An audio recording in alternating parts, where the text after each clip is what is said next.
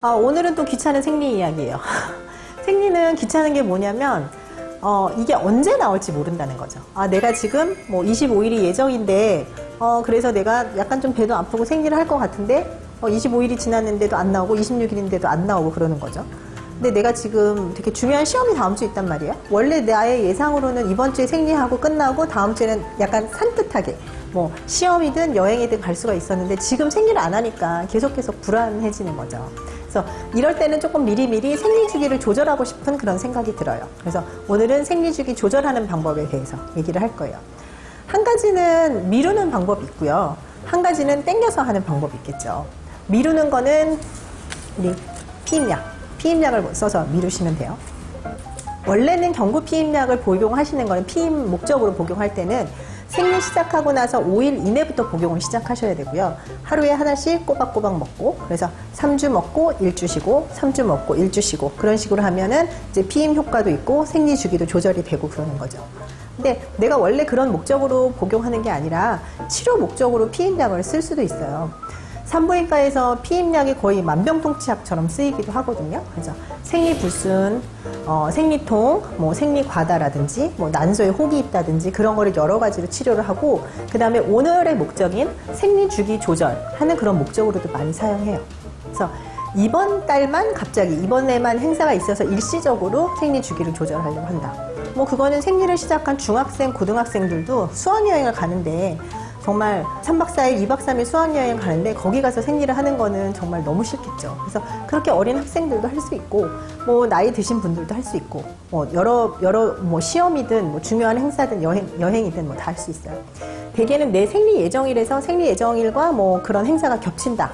그런다면 그 생리 예정일에서 대개는 2주 전부터, 최소한 일주일 전부터는 복용을 시작하셔야 돼요. 생리가 내일 시작인데 오늘부터 피임약 먹으면은 뭐라 그러지? 댐이 이미 이렇게 무너지려고 하고 있어요. 무너지려고 하고 있는데 거기를 지금 손가락으로 막으려고 하는 거나 마찬가지거든요. 그래서 너무 임박해서 하시는 건 안 되고 최소 일주일 전부터 약을 복용을 하셔서 내가 그 행사가 끝날 때까지, 이벤트가 끝날 때까지 복용하시고 중단을 하시면 복용 중단하고 나서 대개는 한 2, 3일 정도 있다가 생리를 하게 돼요. 워낙에는 생리량이 조금 많았던 분들 같은 경우에 있어서는 제대로 미뤄지지는 않을 수는 있는데 그래도 본격적으로 생리가 콸콸콸 나오는 것보다는 생리량이 조금 줄어들 수는 있으니까 조금 그래도 편안하게 그 시간을 보내실 수는 있으실 거예요. 근데 이렇게 이제 생리 주기 전에 이렇게 복용하는 경우에 있어서는 피임 효과는 없어요. 피임 효과는 전혀 없어요. 그냥 생리를 미루는 효과만 있을 뿐이거든요. 그래서 만약에 내가 성관계가 있다면은 반드시 뭐 피임하시고 콘돔 사용하시고 그렇게 하셔야 되는 거라는 거 명심해 주시고요. 뭐 어떤 분들은 검색을 해보시면서 뭐 피임약을 그래도 7일 이상 먹으면 그 다음부터는 피임이 된다던데요? 하고 물어보시는 분들 계시거든요. 노노. 절대로 안 그래요. 그거는 피임 효과는 없다라고 생각을 하시고 성관계 하실 때는 반드시 콘돔 사용하시고 그러시고요. 지금 요 첫 번째 방법은 그냥 일시적으로 그냥 한 번만 미루는 그런 방법을 설명을 해드렸고요. 예를 들어서 지금이 뭐 한 10월 15일이다. 그런데 이제 결혼식 예식이 12월 15일이 예식인데 그때가 내 생리 시기랑 겹친다. 그렇죠. 아니 왜 그것도 모르고 예식장을 잡았어? 결혼식 날짜를 왜 그렇게 잡았어? 라고 물어보실 수 있겠지만 요즘 예식장 뭐 인기 많은 데는 6개월 전, 1년 전에 예약해요. 그것까지 다 계산을 할 수가 없어요. 그리고 이 망할 놈의 코로나와 이 방역 정책 때문에 지금 결혼식을 또 미뤘어요. 그러면 내가 선택할 수 있는 날짜들이 그렇게 많지는 않겠죠. 그래서 그런 경우에 있어서는 어떨 때는 한 2달 전부터, 왜냐면 그 전에 뭐 촬영도 있고 여러 가지 행사가 있으니까 미리미리 조절을 하기도 해요. 그래서 내가 이번 주에 예를 들어서 뭐 생리를 하고 이제 겹칠 것 같으면 그 전에 아예 3주 먹고 1주 쉬고 3주 먹고 1주 쉬고 하는 방법으로 그 결혼식 때는 아예 클리어. 그때는 이제 생리 안 하고 그냥 결혼식 때는 그냥 산뜻하게 할 수 있도록 그렇게 조절을 하고, 만약에 결혼한 이후로도 예를 들어서 내가 뭐 1년 동안 피임을 하겠다. 그러면 그 방법으로 쭉쭉쭉쭉 계속해서 복용하시고 그렇게 하시면 되겠죠.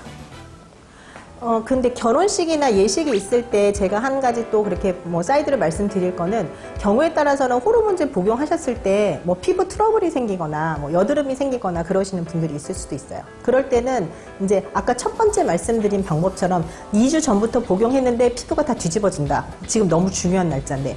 뭐 생리냐 피부냐 뭐 이렇게 또 이제 막 갈등을 해야 되잖아요. 그러니까 그런 경우에 있어서는 지금 두 번째 방법 말씀드린 것처럼 그러니까 한두 달 전에 미리 그걸 조절을 해 놓으면 조절할 때 이제 내가 피부가 뒤집어졌다. 그러면은 어쨌든 간에 예식하거나 그럴 때는 이제 안 먹으면 되니까 그런 식으로 좀 하면은 뭐 결혼식 사진도 이쁘게 나오고 생리도 안 하고 뭐 그러실 수가 있을 것 같아요.